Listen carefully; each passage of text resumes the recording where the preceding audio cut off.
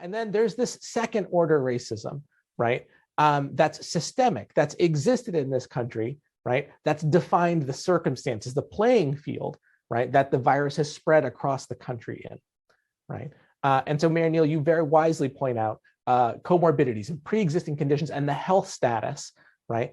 That is not equitably distributed across the population, right? Where our Black and brown friends and neighbors and family are more likely to experience that set of health conditions that predisposes them to bad outcomes, right?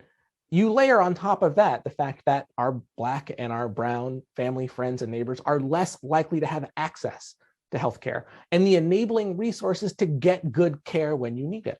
As Dr. Jawani wisely pointed out, at the very beginning of the pandemic, and often when healthcare is high volume, right, social networks and community ties are an entry point into the healthcare system. You get a phone call from someone and says, hey, my mom, my aunt, my neighbor urgently needs care and there's not space, right? Can you help, right? And we saw the impact of those networks through COVID. In fact, we're seeing them today, right? Where Paxlovid, a very effective, but still poorly distributed therapeutic, right, is more availed, right, in communities of privilege, is better accessed by people who have it, right? And I've heard stories recently, and we've had some prominent super spreader events here in the district, right? No joke, Sherlock. but I'm hearing stories about, well, I called my friend the doctor and my friend called around, right?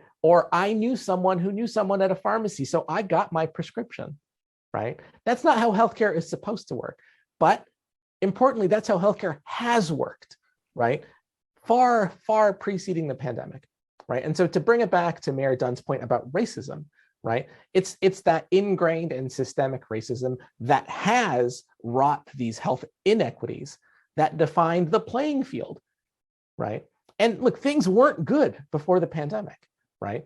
But they've become so much worse because of it, right? And so, when we were talking about blessings earlier, right? This spotlight that has been shined on the inequities that have defined the past 2.5 years in this country, right, has made it very hard for people, right, to continue with their blindfolds, to not see how inequity plays a role in access to health.